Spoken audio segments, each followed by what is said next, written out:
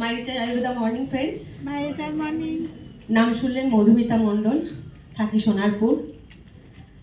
আজকের তো প্রোগ্রামটা দেখছেন, আমিও দেখেছিলাম। শুরুবার মনে হচ্ছে না? যারা নতুন এসেছে, এখানে কতজন নতুন এসেছেন আপনারা? একটু হাত তুলুন।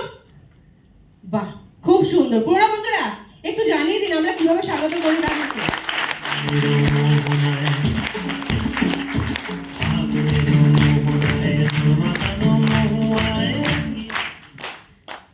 এরকম এই যে হল না, আপনারা খুব সৌভাগ্য আমি মনে করি। আমি কিন্তু হল পাইনি, আমি কিন্তু প্রোগ্রামটা 1:1 শুনেছিলাম। প্রথম যখন শুনেছিলাম সেইভাবে আমি ভাবতে পারিনি। তারপর আমাকে মলয় স্যার, উনি আমাকে এরকম একটা সেমিনারে নিয়ে এসেছিল আর বলেছিল, মধুমিতা তুমি হয়তো কিছু করতে পারো, যেটা তোমার চাহিদা, যেটা তুমি ভালোবাসো, সেই জিনিসটা তুমি ওখান থেকে হয়তো পেতে পারো। আমি গিয়েছিলাম বন্ধুরা, যখনই প্ল্যানিং শুনেছিলাম এক্সাইটেড, সঙ্গে সঙ্গে যাইনি, স্যার আমি কাজ করবো। করার পর বলছে না সবাই 12 জন 7 জন বলছে না, যখনই শুরু করলাম সঙ্গে সঙ্গে কাজ করে মলয় স্যারকে নিয়ে প্রোগ্রাম করেছি, ভীষণ প্রোগ্রাম করেছি, ইনকামও আসছে, দারুণ ইনকাম আসছে, খুশি হয়ে যাচ্ছি। কিন্তু সেই ইনকামটা না বেশি দিন স্টে করলো না।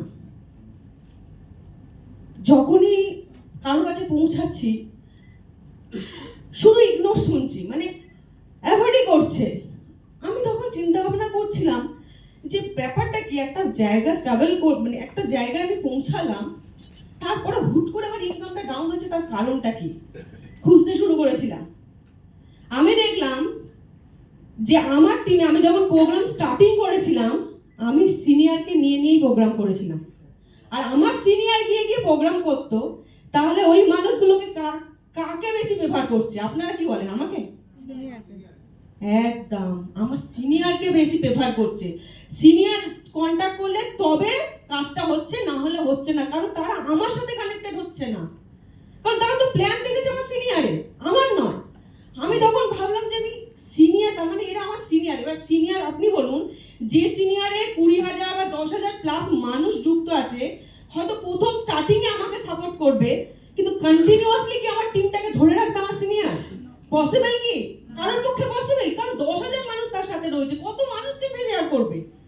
আমি তখন শিখলাম যে কি সিনিয়র ছাড়াই আমাকে কাজটা করতে হবে, তাহলে কি করতে হবে। তারপর থেকে আমি শুরু করলাম শেখার টেন্ডেন্সি, না আমার রেকটিফাই করতে হবে, আমার প্রোগ্রাম আমি করব, আমি শুধু সিনিয়রকে নিয়ে প্ল্যানটা করব।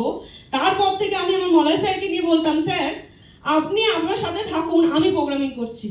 এমনও দিন গেছে আমি কোথায় না কোথায় প্রোগ্রাম একা গিয়েছি, 27টা জয়েনিং তুলে নিয়েছি একা গিয়ে। নিজের কনফিডেন্স বেড়ে গেল যে না, এবার যখনই এরকম হলো তখন দেখছি সবাই আমার সাথে কানেক্টেড হচ্ছে, সিনিয়র নয়। যারা সিনিয়রকে দেখে করেছিল তারা কিছুদিন করেছে, আবার যেই সেই হয়েছে, কিন্তু যারা আমাকে দেখে কানেক্টেড হয়েছিল তারা কন্টিনিউয়াসলি, ম্যাডাম আপনি বলুন কিভাবে করছেন। বন্ধু সব থেকে বড় কথা, যে কোনো জিনিস, যে কোনো প্রফেশন, এটা আমি বারবারই বলি, শেখার মেন্টালিটি রাখুন। নিজের মধ্যে কি দম নেই? সবসময় কি সিনিয়রকে নিয়ে চলবো? কেন, আমার মধ্যে কি কমতি আছে? আর 5টা মানুষ যদি পারে, আমার মধ্যে কি কমতি আছে? ছোট থেকেই আমার মধ্যে স্বপ্ন ছিল আমি কিছু একটা করব, আমি এমন কিছু করবো যে মনে রাখবে মানুষ। কিন্তু শেখার আগ্রহটাও আমার খুব ছিল। যখন ধস নেমেছিল আমি হাল কিন্তু ছাড়িনি, আমি খোঁজার চেষ্টা করছিলাম কিভাবে আমি এখান থেকে অনেক মানুষকে দেখেছি ছিটকে গিয়েছে, এদিক ওদিক হয়ে গেছে, ইনকাম কমে গেছে, কিন্তু আমি বলেছিলাম, আর সিনিয়রও সাক্ষী আছে এখানে, আরো অনেক সিনিয়র ছিল, আমি বলেছিলাম মাই রিচার্জের আমি শেষ দেখে ছাড়বো। যখন যুক্ত হয়েছি মাই রিচার্জের, স্বপ্ন নিয়ে যুক্ত হয়েছি, স্বপ্ন যদি পূরণ হয়, ইচ্ছা যদি আমার পূরণ, আমি এই সিস্টেম থেকে করবো। আজকের বন্ধু 50,000 ইনকাম আমার, 50,000। সেই জায়গা থেকে আমি নিজে সেলিং করে, টিম ওয়ার্ক করে আমার ইনকামটা নিয়ে আমি এখনো ভাবি না। আমি চিন্তা করছি আমার যে মানুষগুলো যারা আমাকে দেখে এসেছে তাদেরকে কিভাবে ইনকাম করবো। আমি তার জন্য তাদেরকে সবসময় যে কোনো জায়গায় প্রোগ্রাম হোক বা আমি আমার সোনাপুরের প্রোগ্রাম আমি ডাকার চেষ্টা করি, তাদের শেখানোর চেষ্টা করি। একা শেখো, সিনিয়র করবে, সিনিয়রে যতক্ষণ থাকবে ততক্ষণ নিজে শিখুন, নিজে করুন। আর আমরা নারী, আমরা কিন্তু সব পারি।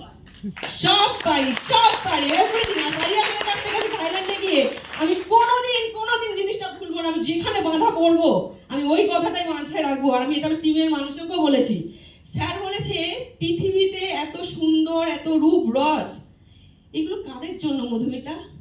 আমি যখন থাইল্যান্ডের সি ব্রিজে গিয়ে স্যারকে বলছিলাম এত সুন্দর স্যার, মানে ভাবতে পারছি না প্রকৃতি এত সুন্দর, তখন স্যার বলেছিল এই সব কিছু কিন্তু মধুমিতা আমাদের জন্য, তুমি কতটা এফোর্ট করে এখানে আসতে পারছো সেটা তার উপরে নির্ভর করে।